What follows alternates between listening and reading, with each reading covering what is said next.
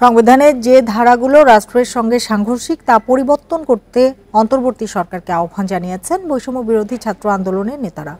জেলা ও বিভাগীয় সফরের অংশ হিসেবে মুন্সিগঞ্জ ও চট্টগ্রামের সভা শেষে এসব কথা বলেন দুই সমন্বয়ক সার্জিস আলম ও হাসনাত আব্দুল্লাহ। এ সময় হতাহতদের পরিবারের খোঁজ খবর নেয়ার পাশাপাশি ছাত্র রাজনীতি নিয়েও বক্তব্য দেন তারা। রবিবার ঢাকা বিভাগের মুন্সিগঞ্জে যান কেন্দ্রীয় সমন্বয়ক সার্জিস আলমের নেতৃত্বে 13 সদস্যের দল।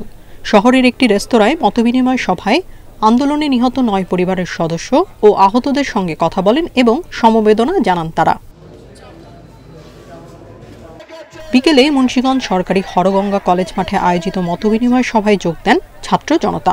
এ সময় স্বৈরাচার সরকারের অনিয়ম ও একতরফা নির্বাচন ব্যবস্থা টিকিয়ে রাখতে যে সংবিধান করা হয়েছে তা পরিবর্তনের দাবি জানান সার্জিস আলম। রাষ্ট্রের স্বার্থের সাথে সাংঘর্ষিক সংবিধানের যে ধারাগুলো রয়েছে এবং সংবিধানের যে বিষয়গুলো রয়েছে সেগুলো পরিবর্তন করা উচিত কিনা, অন্তর্বর্তীকালীন সরকার একটি জিনিস স্পষ্ট করে বলতে চাই, সরকার যেন তাদের জায়গা থেকে এই কাজটি অবশ্যই করে। সফরের অংশ হিসেবে চট্টগ্রাম বিশ্ববিদ্যালয়ে যান আরেক সমন্বয়ক হাসনাত আব্দুল্লাহ। পরে নগরীর লালদিঘি ময়দানের সভায় তিনি বলেন, দেশের বিভিন্ন খাত সংস্কারের আগ পর্যন্ত অন্তর্বর্তীকালীন সরকারকে ক্ষমতায় দেখতে চান তারা।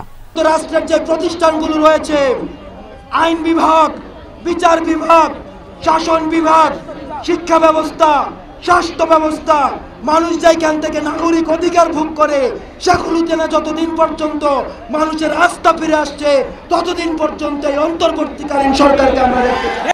ছাত্র রাজনীতির গুণগত পরিবর্তন এবং নিয়ন্ত্রণ কোনো দল নয়, ছাত্ররাই করবে বলেও জানান সমন্বয়করা।